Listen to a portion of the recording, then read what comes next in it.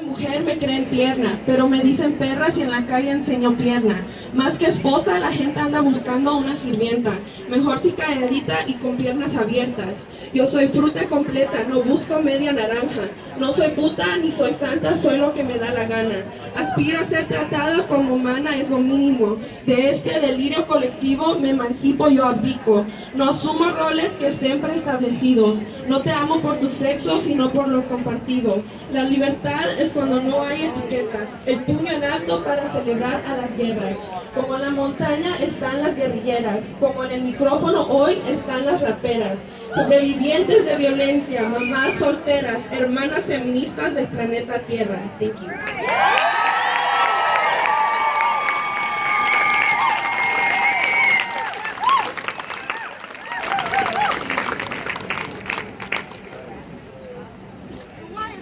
Being so shy.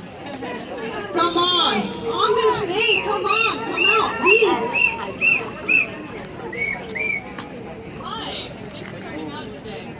When I was a kid, I thought sexism was this vestigial cultural phenomenon that was going to be solved by the time I became an adult. And then I became an adult and I discovered that a lot of people simply don't think women are people. And that is the real problem. Why don't we have control over our own bodies? Because we're not people. Why aren't we heard in meetings? Why are we talked over? Because we're not people. Why am I hearing about job candidates' marital status, about their babies, how they can't be committed to their careers if the first thing they did after graduating was have a baby? We have to solve this. We have to defend our humanity and our personhood. And this conversation is going to be slow, it's going to be painful, and we have to have it person by person to defend our very humanity. Thank you.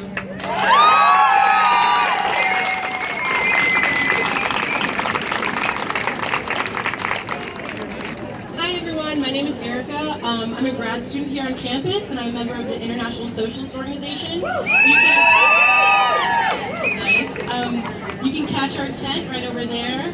We have a lot of awesome stuff for you. So every year is International Women's Day, but there's a reason that we're all here together today.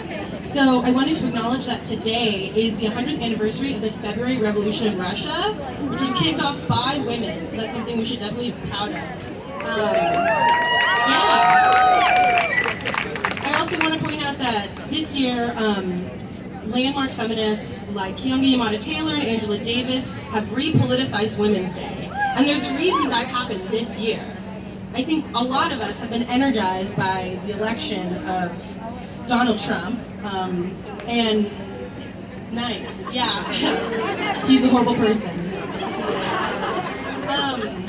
And while I'm so thankful that so many of us have joined on the streets to fight against Donald Trump, we know that we're fighting more than just this one person or this one administration. We're fighting against the oppression of women around the world, from Ferguson to Palestine, Syria to Poland. We're fighting against domestic violence, sexual assault, erosion of our reproductive rights. We're fighting against a system of exploitation that allows the top 1% to hoard the majority of the wealth in our country and all over the world.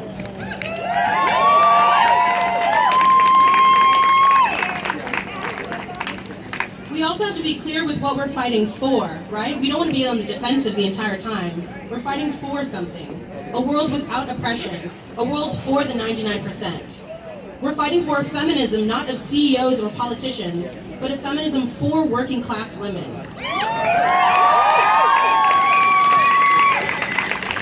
We're fighting for a feminism for women of color, for trans women, mothers, LGBTQ women. We're fighting for universal health care, child care, a world that respects the self-determination of all people.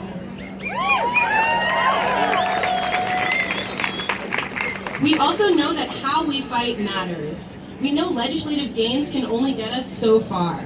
Roe v. Wade, which I'm sure we're all extremely familiar with, the landmark pro-choice Supreme Court case, was immediately followed by the Hyde Amendment, which restricts federal funding for abortion. So we know that wins in the legislative sphere are going to be attacked almost immediately.